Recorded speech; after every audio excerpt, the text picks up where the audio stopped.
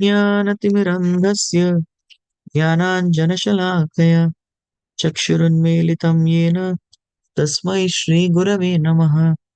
नमः ॐ विष्णुपादाय कृष्णपृष्ठाय भूतले श्रीमते भक्तिवेदान्त स्वामिन् इति नामिने।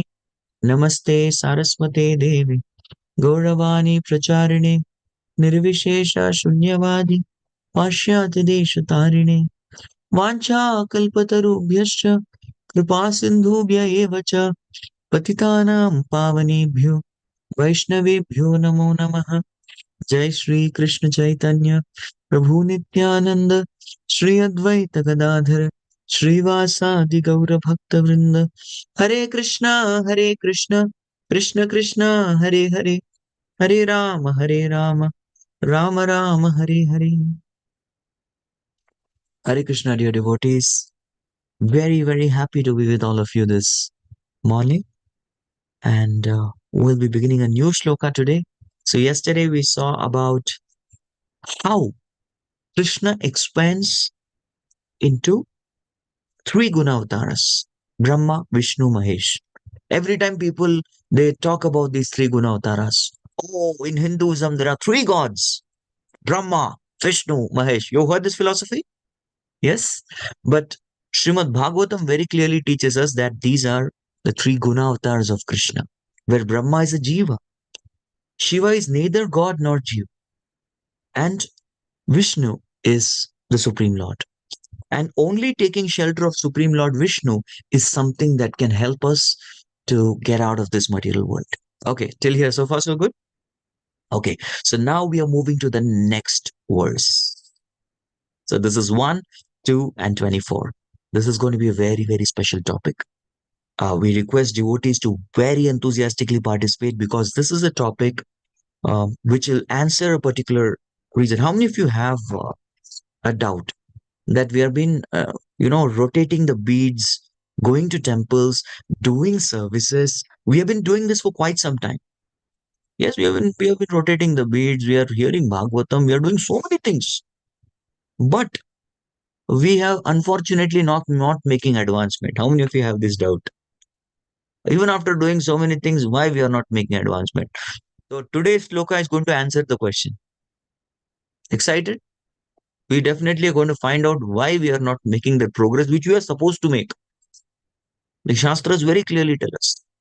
You chant the holy name. In fact, Gauranga bolite habe pulaka sharira. As soon as you say Gauranga, our hair should stand on end. Hari Hari Boli Be Naine Babe Nira. We should be keeping on. Then after that, one goes into ecstasy and keeps chanting Hari Hari Hari and continuously cry. This is the effect not visible. When Sri Chaitanya Mahaprabhu, he was Nimai, he got Harinam Diksha. He got the holy name from his spiritual master Sripad Ishwarapuri. As soon as he started chanting the holy name, he asked, Kiba mantra dila kosai, kiba tara bal, japite japite mantra hoibe pagal. What kind of mantra have you given me, Gurudev?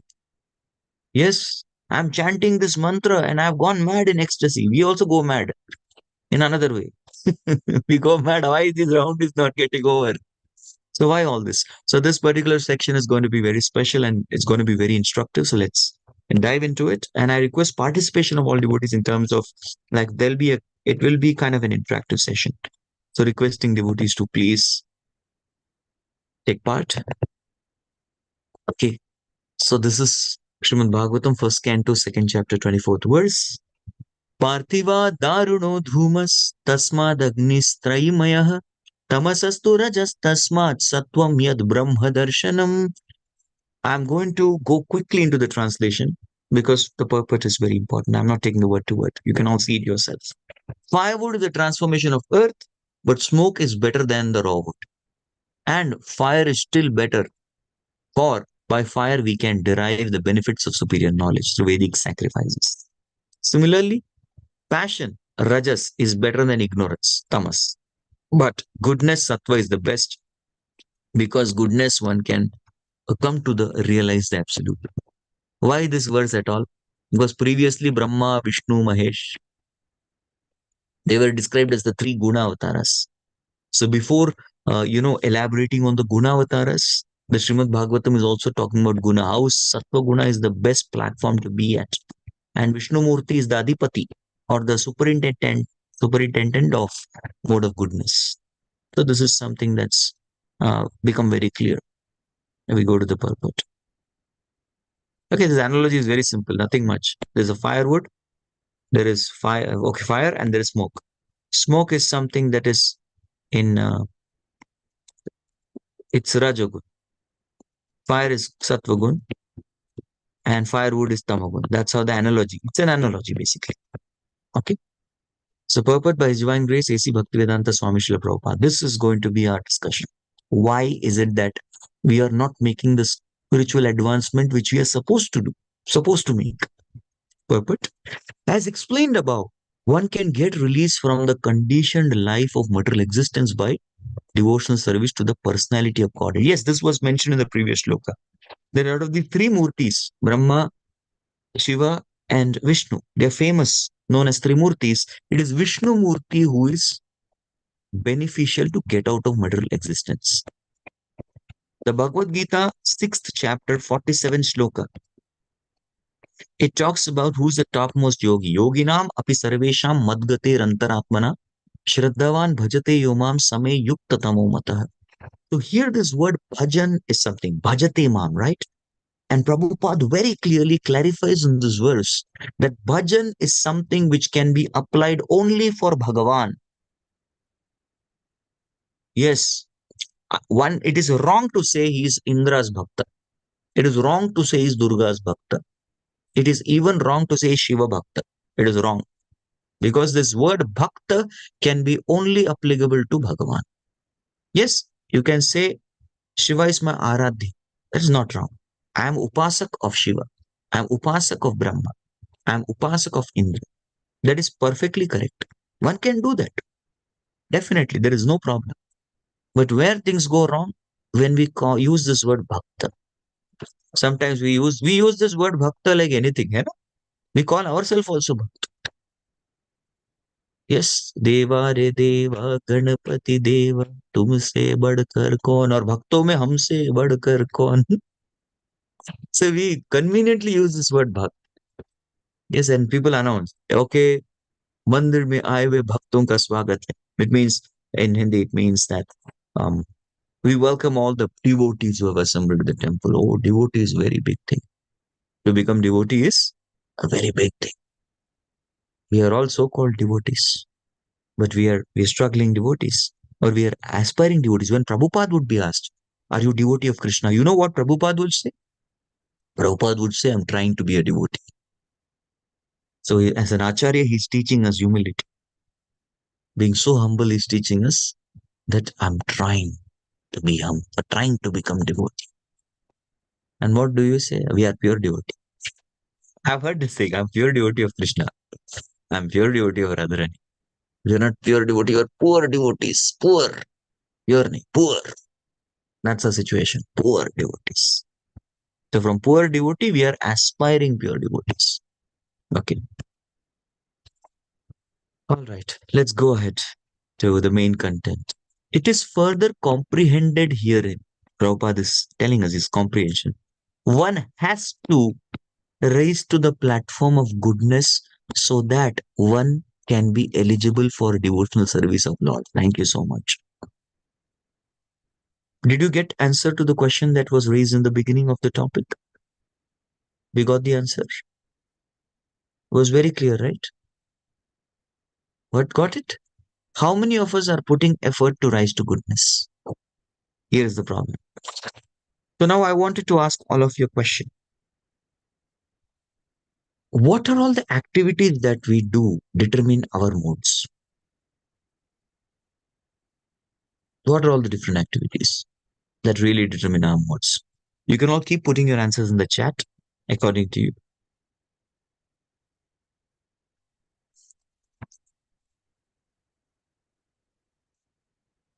I'll give hint. Okay, you started. Eating. Yes, the food that we eat. We talk about this Rajasic food, Tamasic food. Yes, somebody else's food, animal food. It's food for animals. That is main. Chandogya Upanishad, 13th chapter, 8th verse. It says, Ahara Shuddho Sattva Shuddhihi Sattva Shuddha Dhruva Smritihi Smritirabde Sarva Grantinam Vipramokshanaha.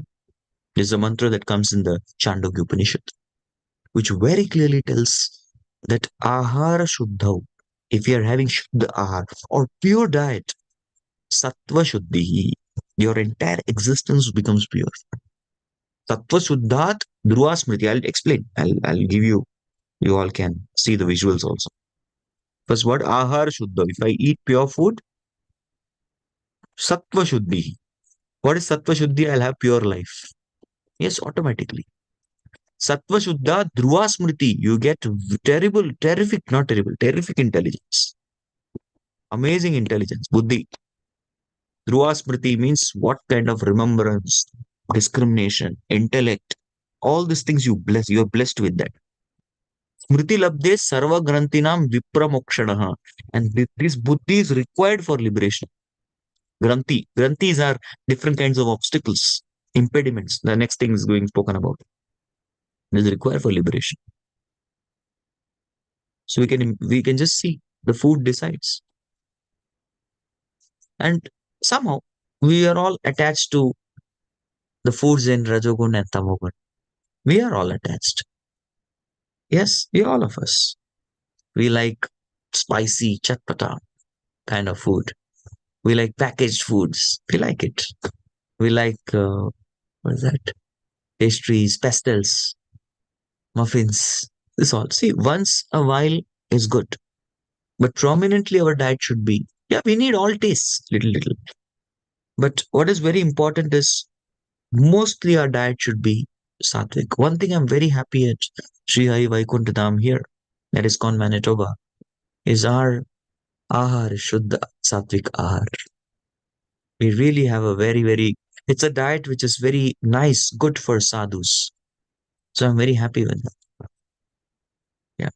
And weekly once we have a program of sadhu sangha where the devotees come in Saturday evenings. Those days there is also some kind of rajas, tamas. So there's a balance, right? That is there. But prominently we have that kind of food. So simple foods, yeah, that will help. The next, ahar shuddho sattva shuddhi. This we saw. The next thing that determines our modes. Many of you given good answer. You talk about spoken about sleeping. I would like to put not just sleeping. I like to put it as a regulation. Regulation and discipline. This includes the time we work, the time we sleep, what time, what duration we sleep. Yes. Regulation in our recreation also. So these all activities determine what kind of mode we are going to be in. And a person who's now, well, I was just interacting with a group of new students. We have started a program called the Jigyasu program.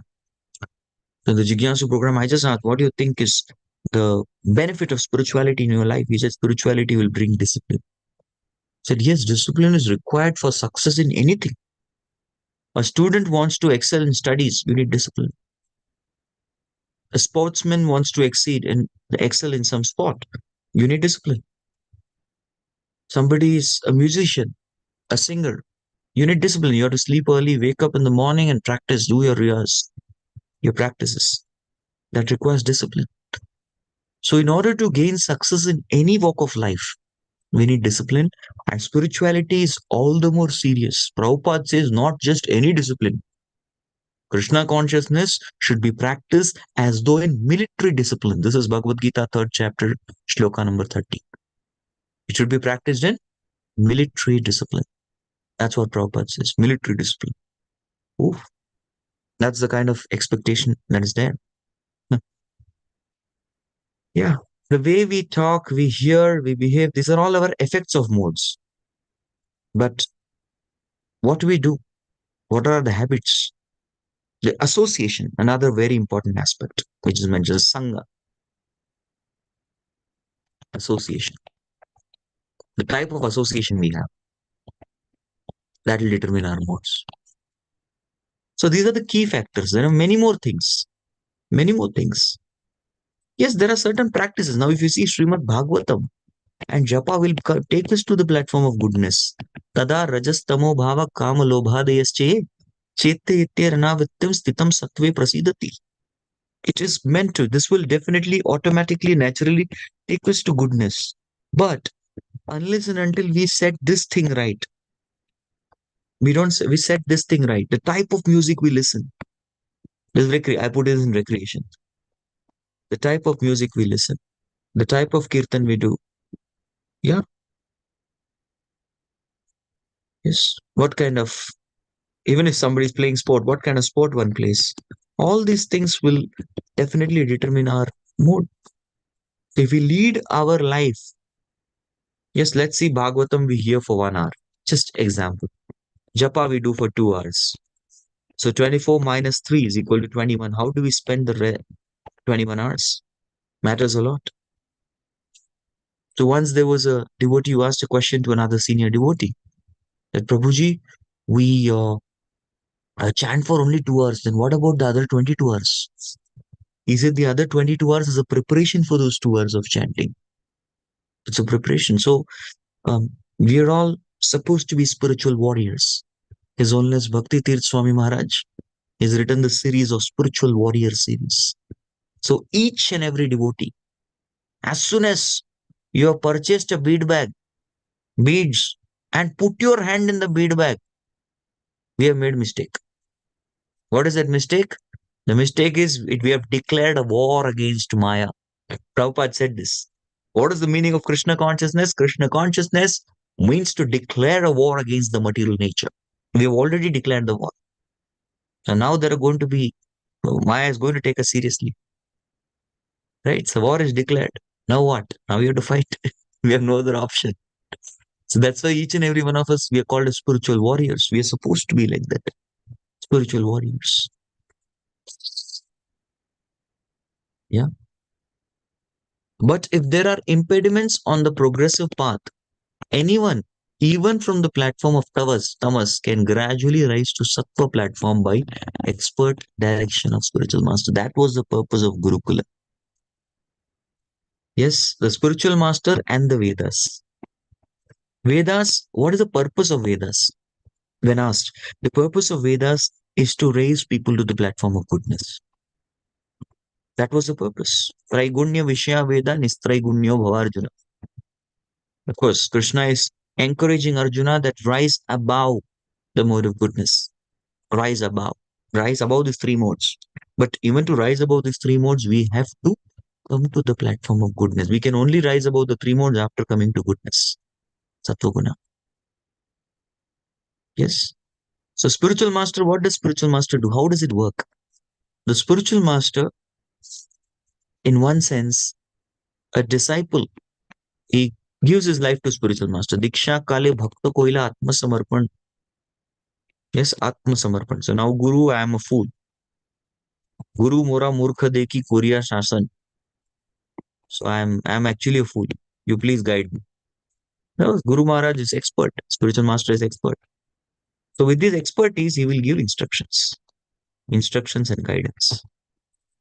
You tell what to do. I don't know what to do. Okay, you follow my instruction. So by following the instructions of Guru, one's mind is engaged. Mind and senses. They are nicely engaged. A disciple in Gurukula practices three things. It's called DOS. How many of you know what is DOS? I'm not talking about DAS. I'm talking about DOS. Windows, DOS.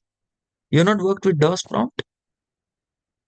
There was when there were no color computers, black and white computers. DOS. So what is DOS? DOS refers to discipline. Disciple means discipline. Okay.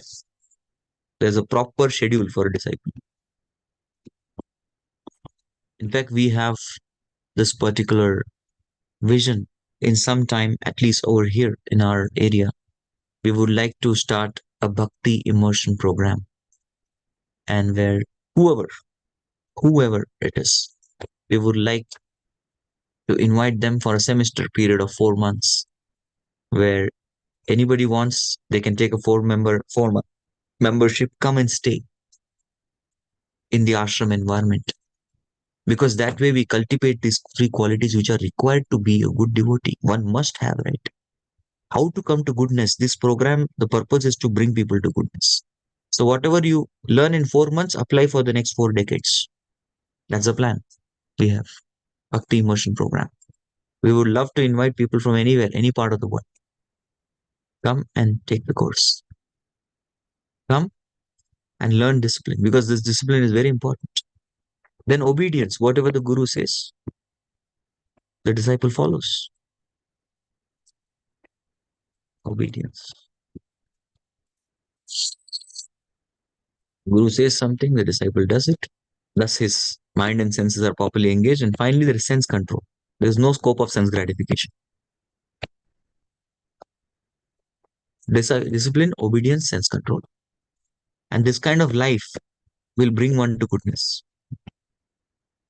And when the senses get controlled, why the Gurukul training was so important? Now the senses are controlled. Then one goes to the Grihastha life. Now I can go for marriage. And he'll be controlled. And within less time, he will just do his duties properly. He will not enter Grihasthashram with a spirit to enjoy. He would enter Grihasthashram with a spirit to engage in service of Lord and beget Krishna conscious population. And when the children are responsible to take responsibility, that's it. He gives up and he comes back. I like that life. Even I have many former brahmachari friends who have now married. They all tell those were the days. And actually those people, they relish that those were the days. And we would like to come back and continue serving the Lord. Yes. Where is this course? Coming soon. You'll hear it. Sincere candidates must therefore approach an expert spiritual master for such a progressive march. And the bona fide expert spiritual master is competent to direct a disciple from any stage of life, tamas, rajas, sattva. Yes, but one thing is very important. The disciple should agree to be submissive. Till the time the disciple is submissive, he'll make progress. And then Guru will train you in discipline, obedience, and control. Training will be there. One has to listen. Badam iti anumanyeta. Bhagavatam says. Badam means yes, sir. You do that and continue. Yes, sir. Badam iti anumanyeta. Then definitely you will come. I would like to tell all of you a story. And the story is of a very, very famous Acharya. This Acharya's name is Yamuna Acharya. Right? Some of you would have heard it. Others who haven't, who have, just let's relish this pastime again. Nothing changes, right? In Krishna Leela, it's not that Krishna Leela keeps changing. It's all the same. So, yeah. Once there was a very great personality, a great sage called as Natha Muni. And Natha Muni, he had a grandson called as Alabandar. That means the very ferocious person. And he was very learned in scriptures, an expert. And Alabandar, he was in the South Indian province, which was that time called as Madras. So he stayed there and he lived in a kingdom with a king. And in his kingdom, there was a very, very great scholar. His name was Kolahala. He was a great scholar. So this scholar was very proud of his uh, intelligence. The king would always appreciate the scholar. He respected the scholar. But the queen somehow would not be very comfortable. This fellow is not humble. I don't like this person. So one day, Kolahal was coming from the other side. And this particular boy, Alabandar, he happened to come across Kolahal. They both met. And Alabandar was very, very unhappy to see how proud is this particular person. So he decided, come on, we need to teach this guy a lesson. So he challenged this person for a debate. And now here is a world champion. Yes, world champion, at least the South Indian world champion. And here you find a small kid, tiny tot. What is this guy going to challenge me? It's an insult. Come on, just move aside. Let me go. He asked, are you afraid? So you scared of me? That's why you are just running away. You're moving off. And if you see, then this particular person had nothing else to do. So, well, he said, okay, all right. It will be fun for me because I've defeated many scholars. Yet one more.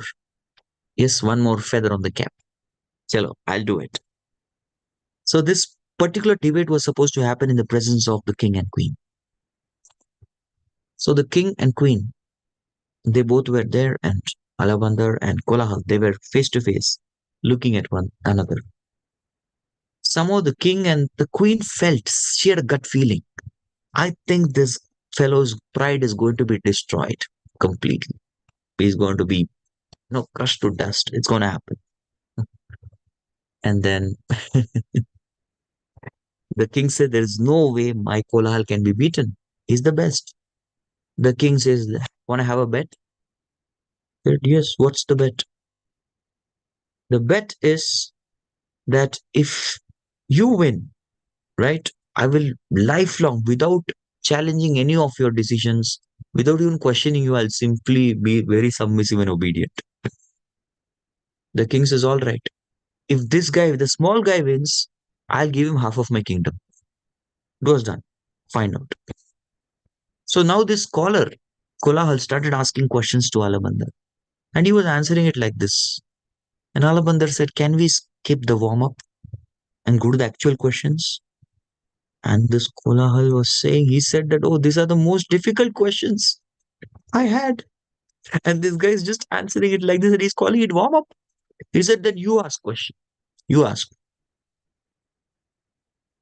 And Alabandar says, I'm going to make three statements. Yes, I'm going to make three statements, and you have to refute these statements. So, all right, bring it on. I'll refute it. Yes. The first statement is the king is a pious man. So he has to prove king is sinful. Second question is your mother is not a barren woman. So he has to prove his mother is barren. What? And the third thing, a queen is a very chaste lady. So he has to prove queen is unchaste. So this fellow said, this young boy is very intelligent. He's very intelligent.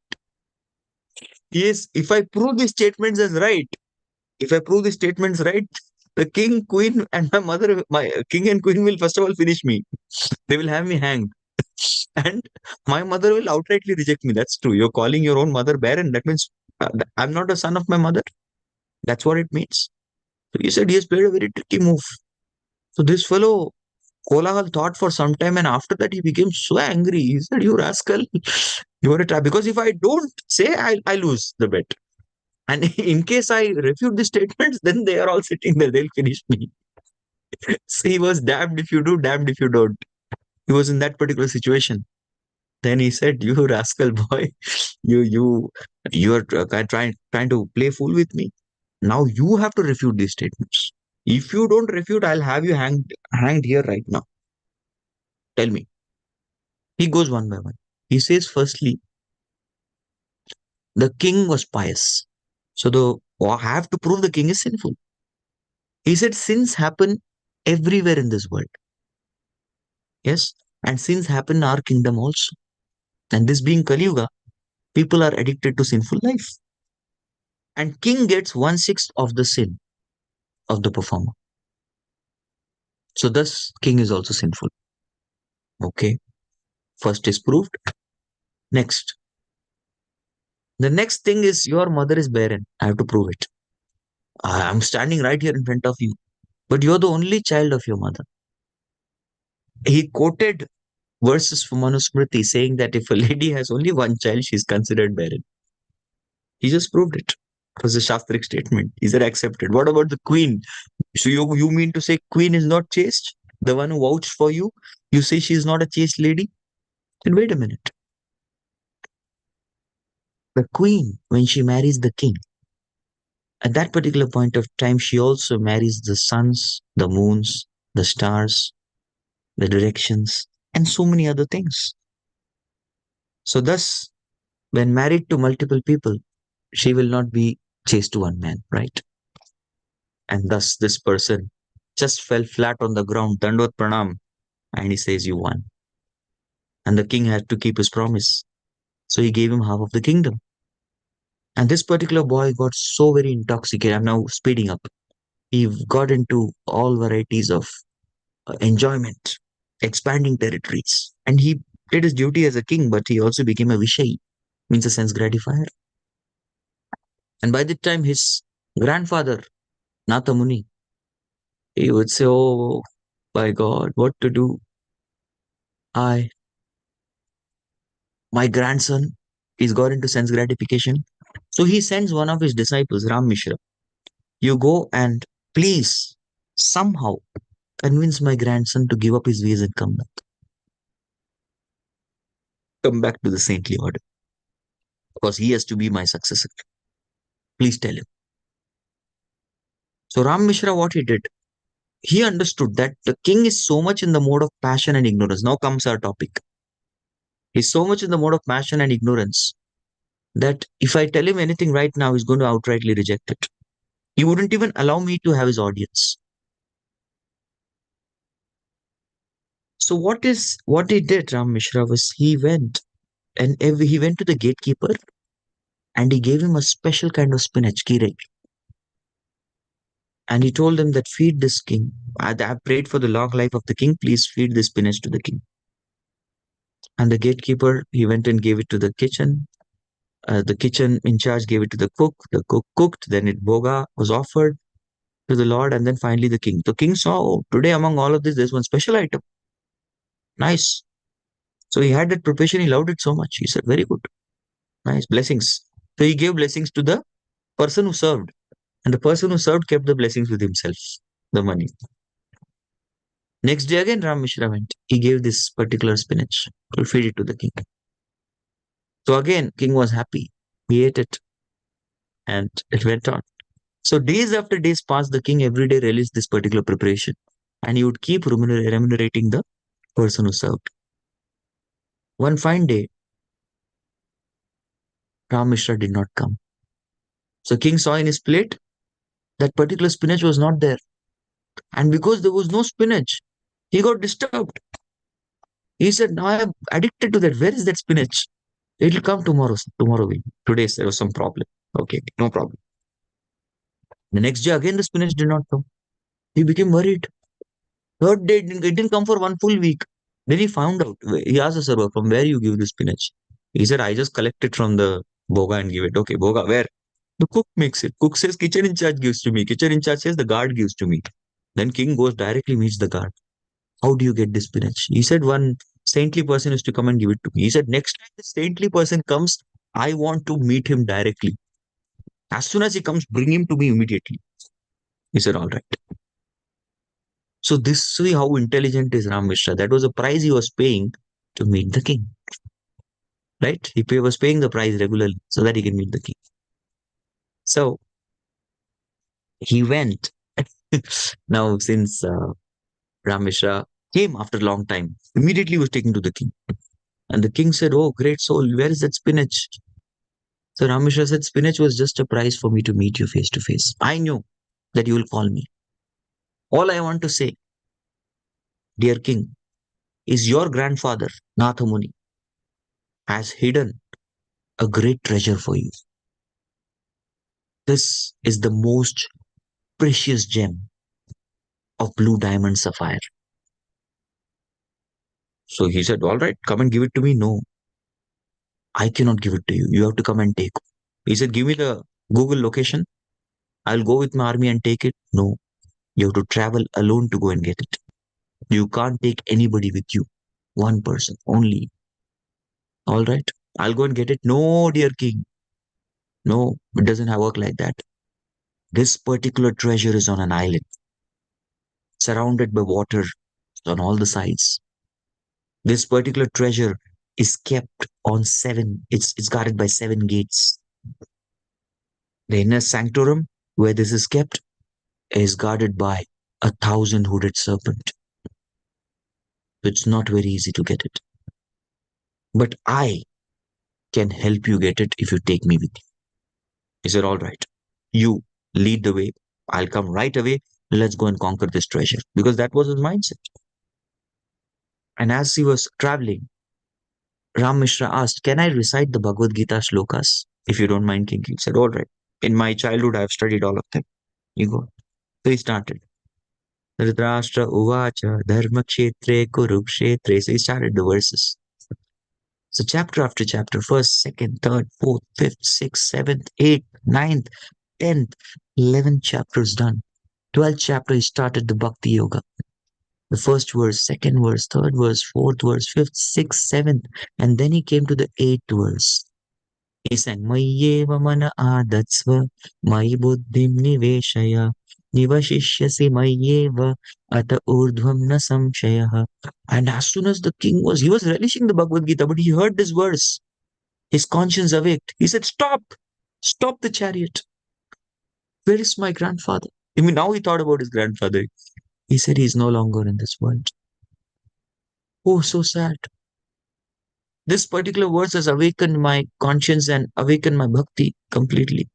Now, oh dear saint, I no longer want that particular blue diamond or anything that you call it.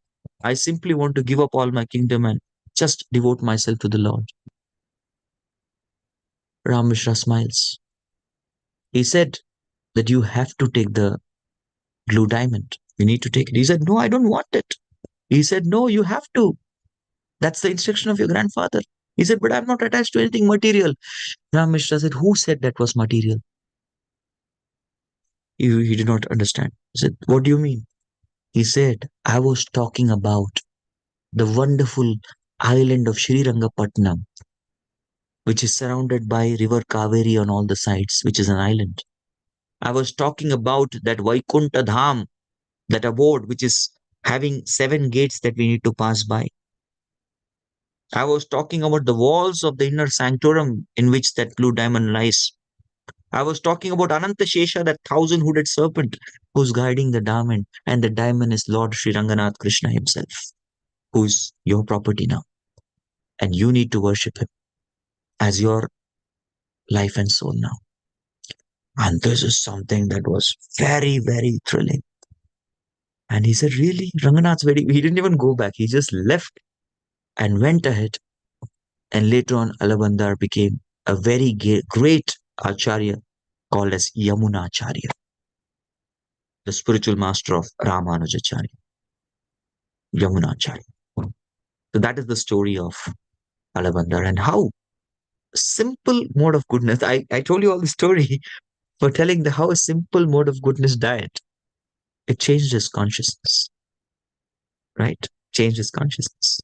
And that's how Prabhupada would preach. What did Prabhupada do? He filled barrels and barrels of ISKCON bullets, gulab jamun. He would fill it. And the hippies would come, they would feed in as much as gulab jamuns and go back home. And they would not come to temple. They'll eat the gulab jamun, eat the gulab jamun. Now gulab jamuns are over. What to do now? Oh, now I need to go back to Swamiji because he's the person who has this gulab jamuns. So you come back and take. So that became a pretext for somebody to come to the temple. Right? I hope it was an amazing story for you all to hear.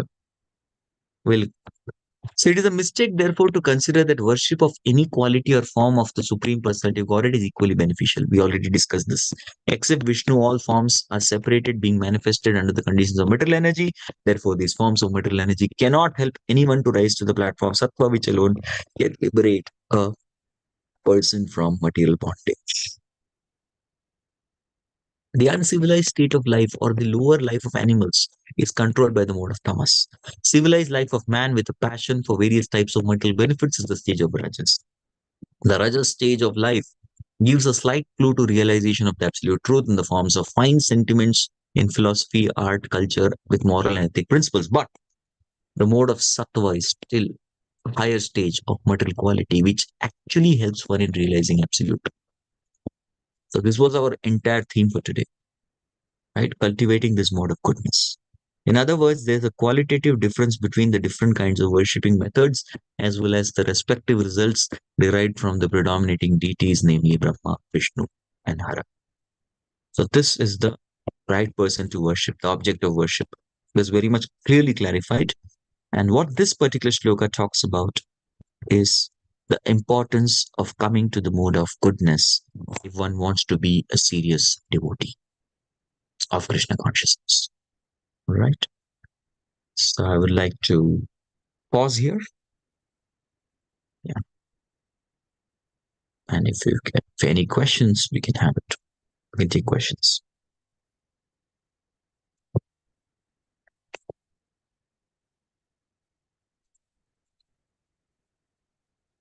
All right.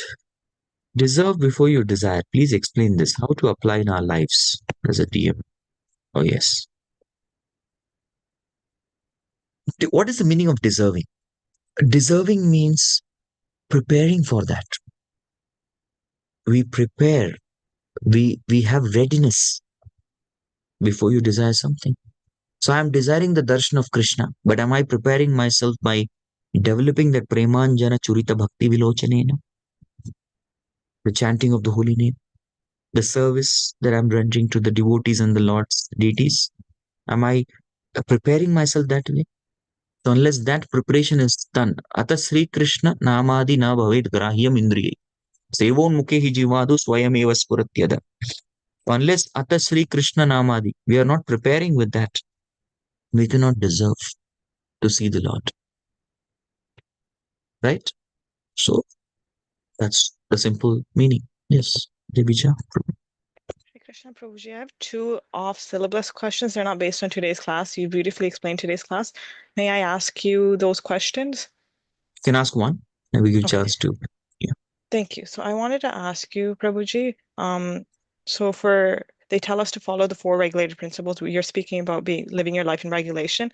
And one of them is gambling. And there was a quote I came across that Prabhupada said, where one should not take part in any gambling, including so-called sports, cinema, theater, and such entertainment. And the guru I follow, he also said spending time on social media or like investing in certain things, that's also a form of gambling. So could you give me clarity on that? Because the other principles are easier to understand, but this makes it seem like there's more to think of this, because when you're especially trying to get initiated, you have to focus on these aspects that you don't break these vows. Very simple way, because we cannot find out what is gambling, what is not. So first thing, we are taking a big risk. That's gambling. Small investment, big returns, gambling. Number two. And number three, we are speculating on spiritual subject matters, gambling. Where the risk is huge, yes. Where small investment gains are too high, way beyond proportion. And number three, speculating on spiritual subject matters. Very simple to understand. One, two, three. That's it. That's gambling. Because that gambling will eat up your space of bhajan. It will be eaten up. Okay, I will give chance to Yashita Kurana. Yeah. Hare Krishna Prabhuji. Yeah, thank you so much for the beautiful class. So I have a very basic question. So when we talked of Guna Avtaras, Brahma, Vishnu, Mahesh. So how do we understand like Vishnu is an avatar? Because avatar, like by definition, is like who descends to the material world, like who comes down. So but Vishnu is in like Vaikuntha. So Brahma, we know like is in the material world, and he's coming down into the material world. But like, From how where can did Vishnu Vishnu, come? Krishna?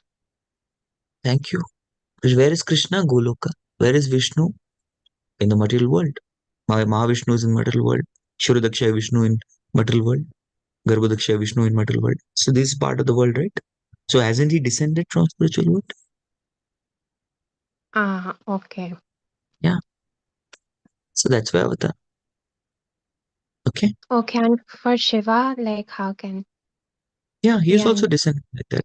So Krishna expands his Balram. We did that, right? You can refer to day before yesterday's lecture. Krishna, Okay. Balram, Chaturvyuha, Narayana, Chaturvyuha, Sadashiva. Sadashiva's incarnation in the material world is Shiva. Okay. Okay, yeah, thank you so much, Prabhu. Thank you. I heard wasting time is also gambling because we are putting a big risk to our Krishna consciousness, right? We are risking our Krishna consciousness. Isn't that gambling? Because one moment of Maya can finish us. Big risk. All right. Thank you, all wonderful devotees, for coming to Srimad Bhagavatam Discourse. I'm sorry I'm leaving you 1 minute late. So I'll leave you 1 minute earlier tomorrow. Okay. Thank you all very much. Hare Krishna. Jagat Guru Srila Prabhupada ki jai. Granth Raj Srimad Bhagavatam ki jai.